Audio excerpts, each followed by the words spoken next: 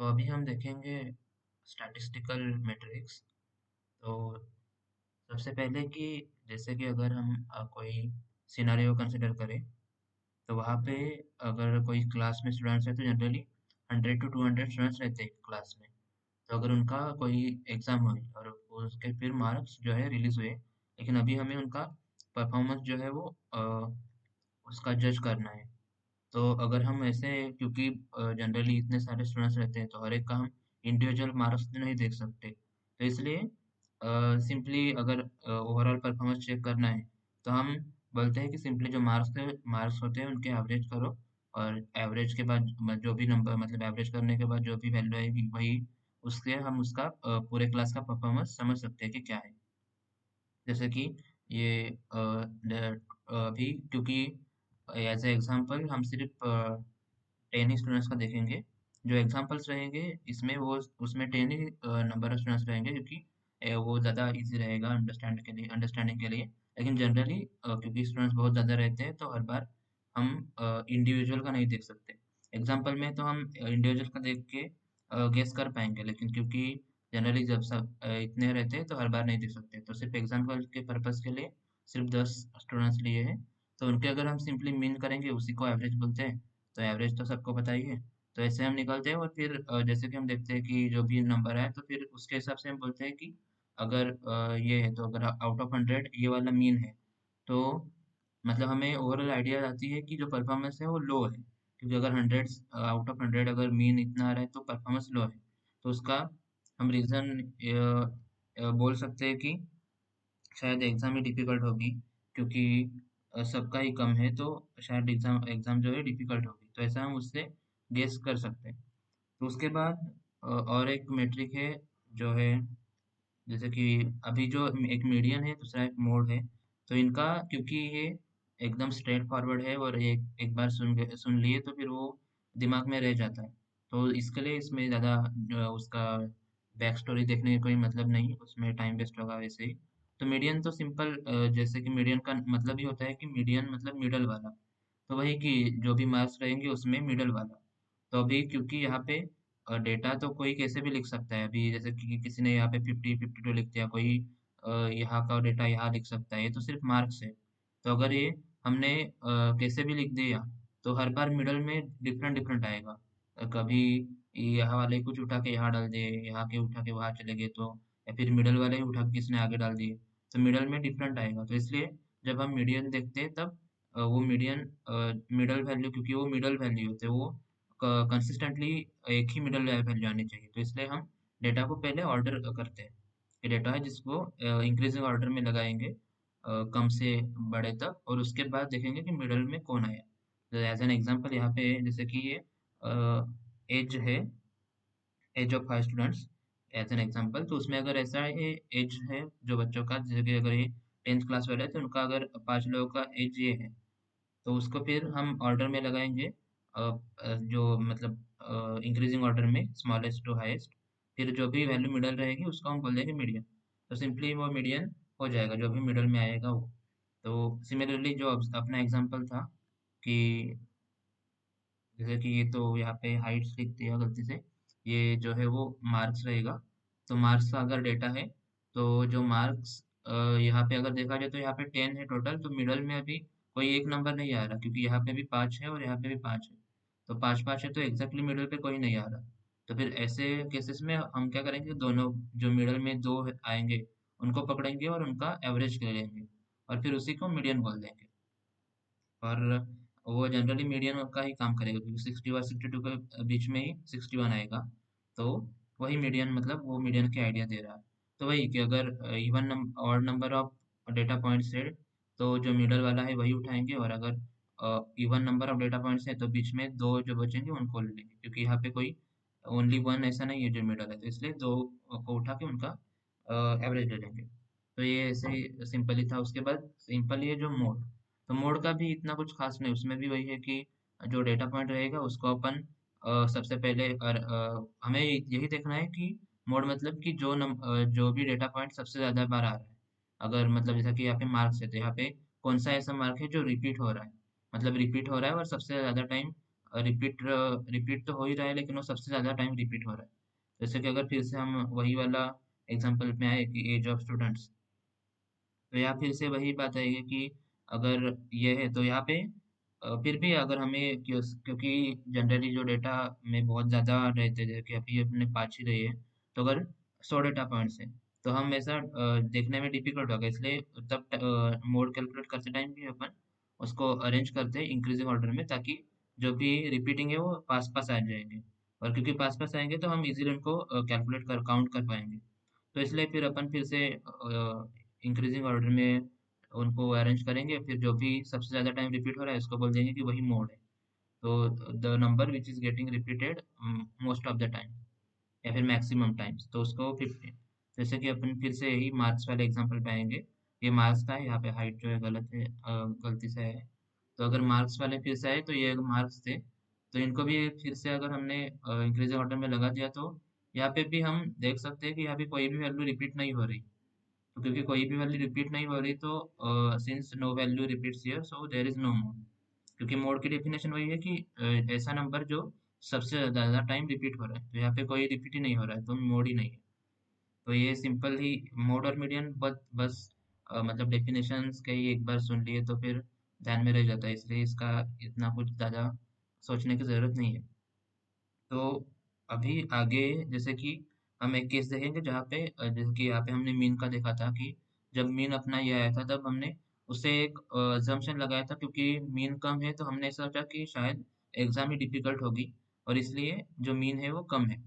तो यहाँ पे हम देख भी सकते हैं कि अगर आउट ऑफ 100 बहुत सारे लोगों के मार्क्स जो है वो अगर 61 के अराउंड ही है, किसी के 61 के आसपास ही, मीन के आसपास ही है, तो फिर मतलब कुछ तो बच्चे रहेंगे जो ज़्यादा पढ़ने वाला रहेंगे, अगर उनके भी कम ही है मतलब एग्जाम ही टफ होगी। वरना जो पढ़ने वाले हैं उनके तो एटलीस्ट ज़्यादा आ जाते हैं, जैसे कि यहाँ पे मैक्सिमम 72 है। अगर एग्जाम इजी रहती तो कुछ बच्चों के 90 से ऊपर भी आ जाते, लेकिन ये कम है मतलब हम ऐसा अजम्पशन करते हैं मीन से कि एग्जाम ही डिफिकल्ट होगी, इसलिए जो एवरेज मार्क्स आ रहे हैं वो कम आ रहे हैं।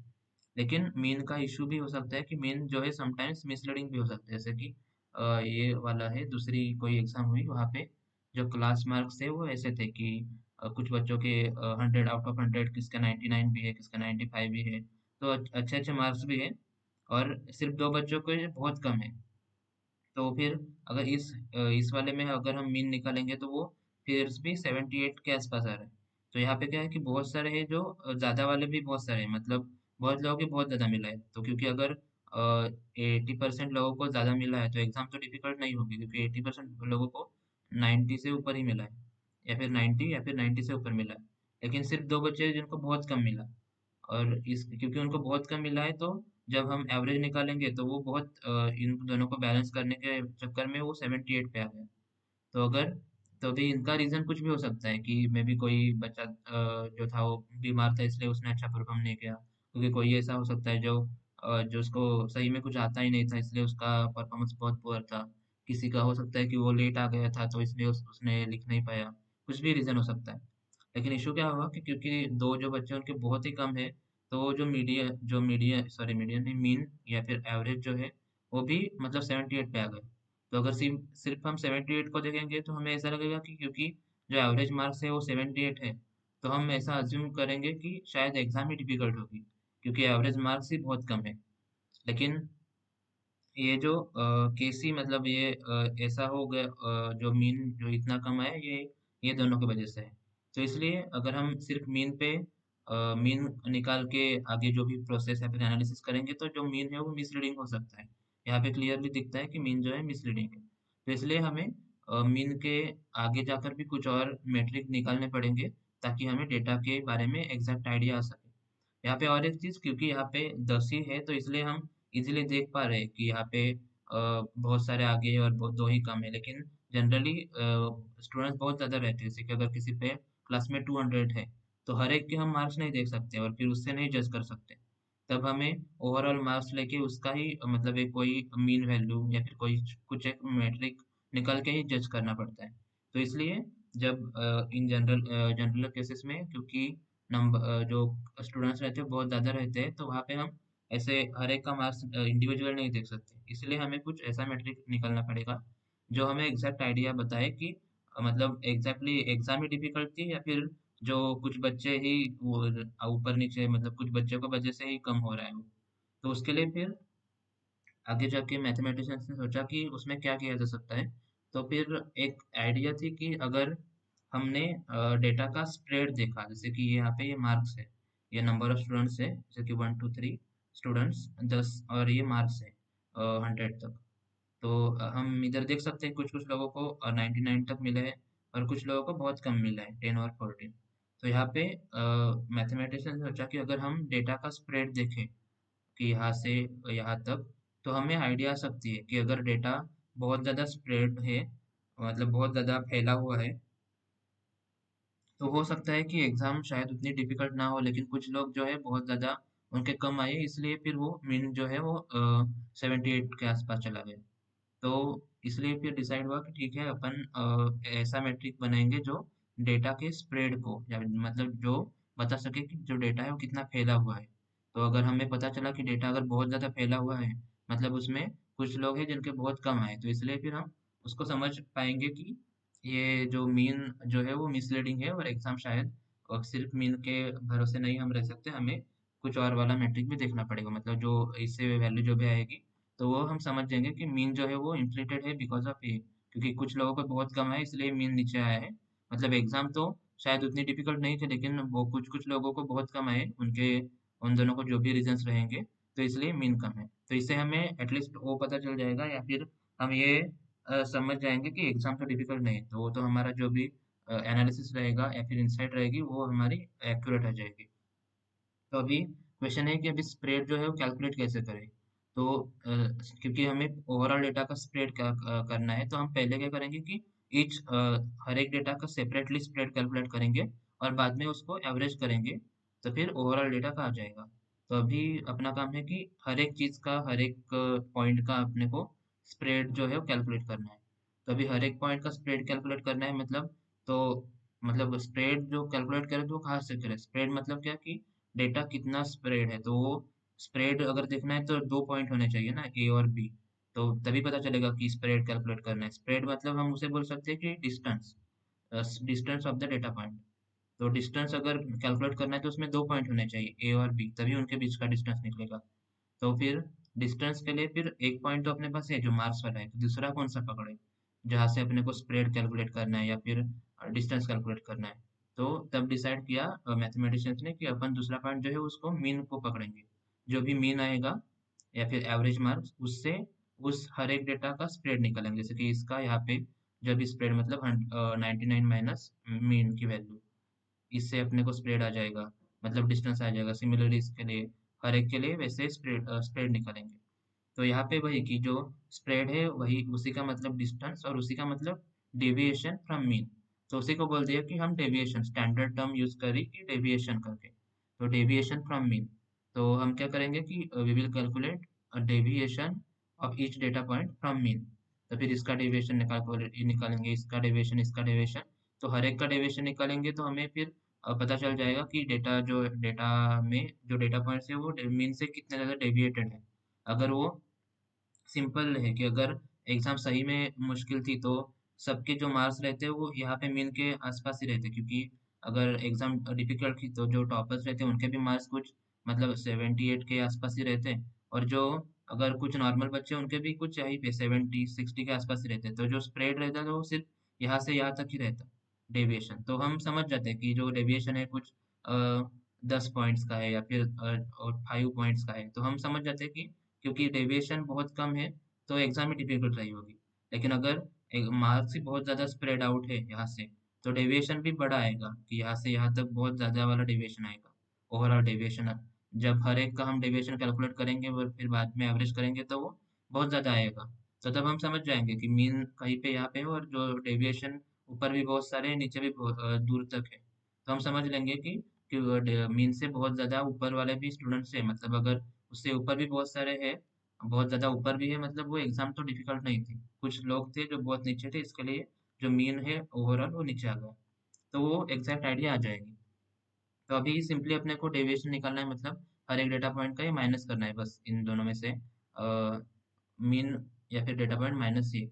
तो हर एक का आ जाएगा, तो हम निकाल लेंगे उसको। तो यहाँ पे जैसे कि हमने सबका ये अपने जो, क्योंकि यहाँ पे अपने पास 10 थे इनके मार्क्स, और मीन अपने पास ये था। तो अभी अपन ने सिंपली डेविएशन निकाला हर एक का, तो इसका जो डेविएशन था वो 20.5, इस वाले का 16.5, ऐसे कर करके हर एक का निकाला। तो ये हर एक का सेपरेट जो डेविएशन आ गया, और ये निगेटिव भी आ रहा है इसमें, क्योंकि हम यहाँ पे ये, क्योंकि यहाँ पे क्या है कि ये वाला पॉइंट जो भी रहेगा, जैसे कि 10 है, 10 माइनस 78.5, तो 10 माइनस 78 करेंगे तो माइनस 68.5 आएगा, क्योंकि ये वाला बड़ा है और ये छोटा है, तो ये माइनस में आएगा और इसका भी माइनस में आएगा, इसलिए यहाँ पे ये माइनस 68.5 आया है, और ये वाला माइनस 64.5 आया है। तो फिर ये सबके डेविएशन यहाँ पे आ गए। तो अगर हमें अभी एवरेज करना है, तो एवरेज तो हम वही कहते हैं कि सबका सम करो और फिर divide by total number of students करो। तो जब अगर वैसे हमने किया तो हमें पता चला कि जो ये इसका सब अगर सम करा जाए तो वो जीरो आ रही है। और ये हर बार यही होता है कि जो डेविएशंस लेते हैं हम, उनकी अगर सम की जाए तो वो जीरो आती है।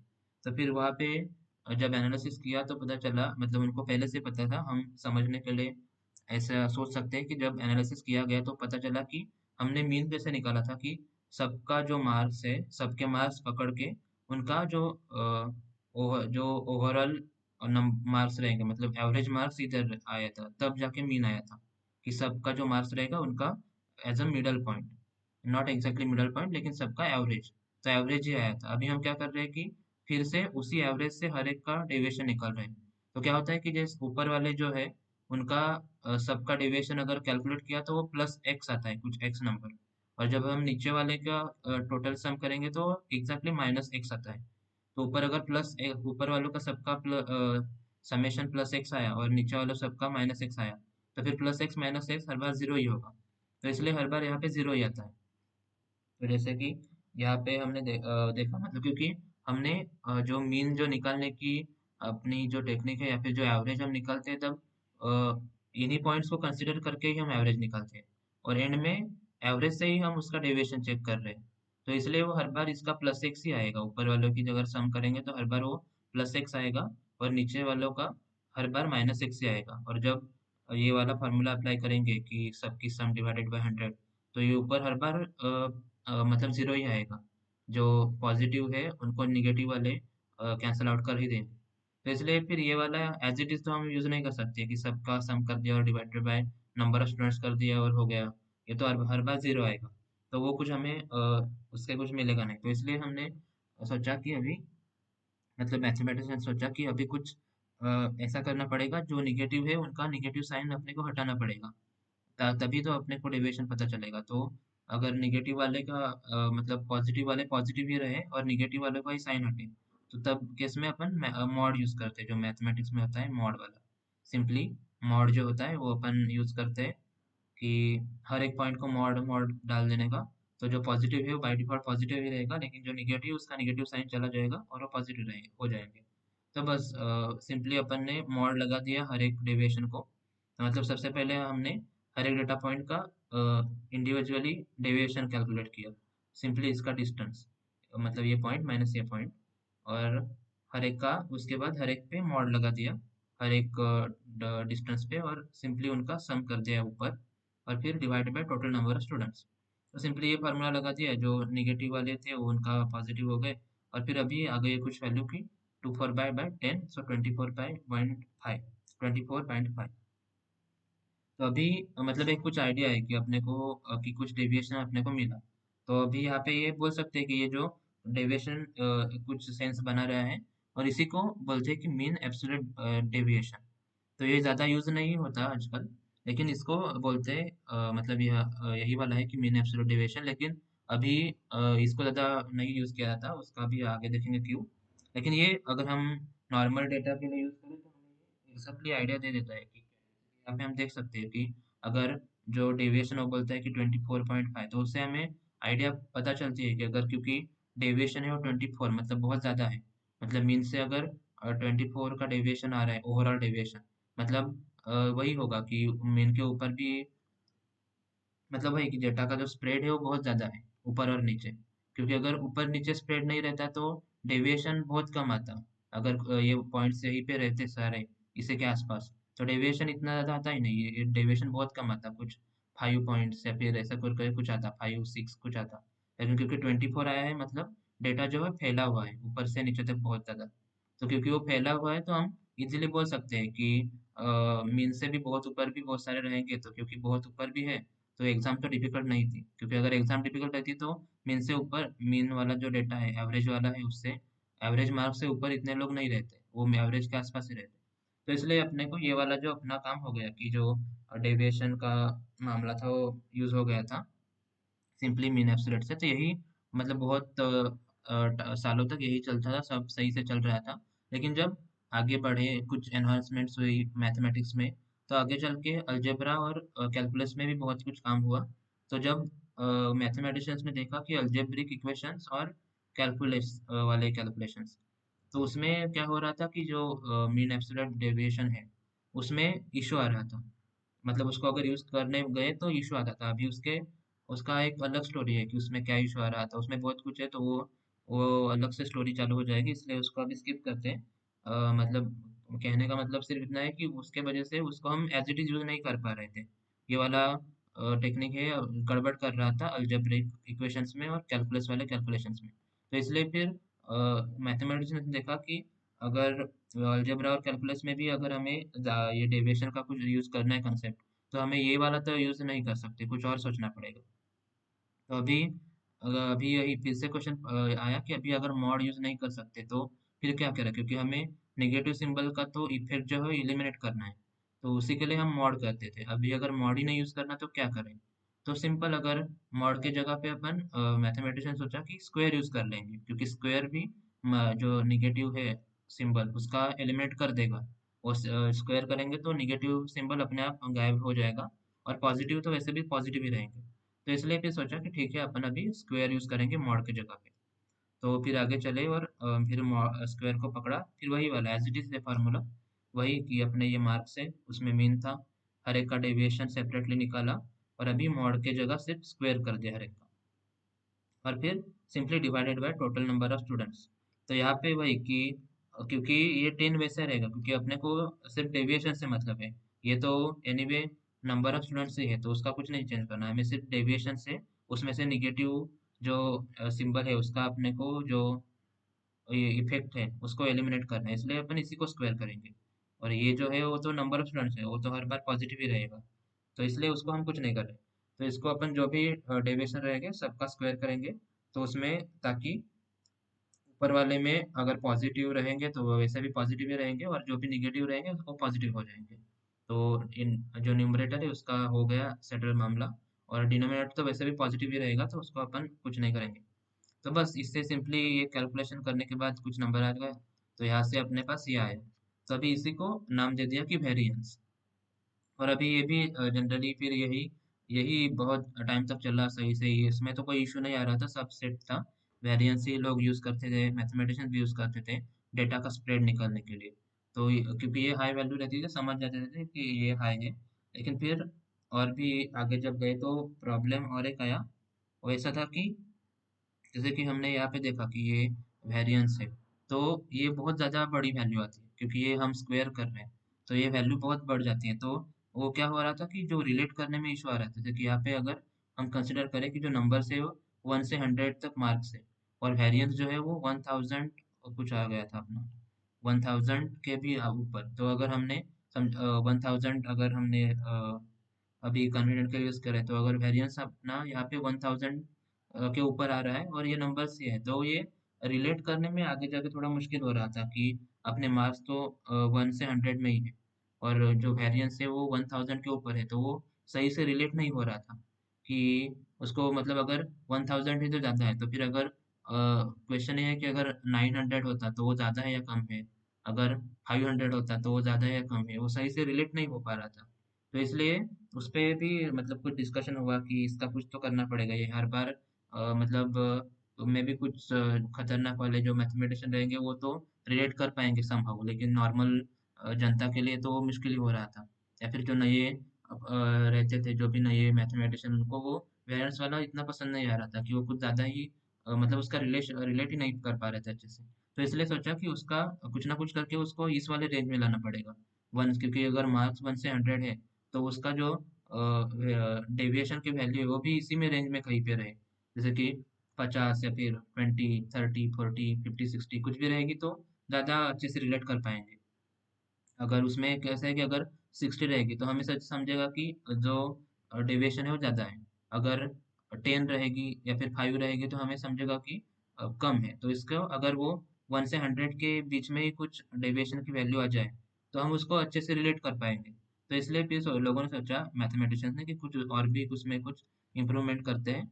तो फिर इसी में इम्प्रूवमेंट करने के लिए अभी क्या करें, तो सिंपली उन्होंने सोचा कि क्योंकि यहाँ पे हम स्क्वायर कर रहे हैं और स्क्वायर की वजह से ये इसका ओवरऑल वैल्यू बढ़ रही है, तो क्योंकि वैल्यू बढ़ रही है तो उसको अगर कम करना है तो सिंपली अपन यहाँ पे स्क्वायर रूट लगा देंगे।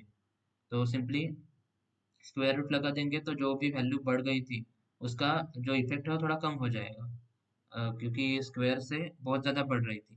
तो अगर सिंपली स्क्वायर रूट लगाया तो जो भी वैल्यू का इंक्रीज हो रहा था वो फिर से डिक्रीज वही प्रोपोर्शन में हो जाएगा। तो वही सिंपली मतलब बोल दिया कि वेरिएंस पे अब आप अभी से ये लगाएंगे स्क्वायर रूट, और उसके बाद जो भी आएगा उसी को अपन डेविएशन कर देंगे।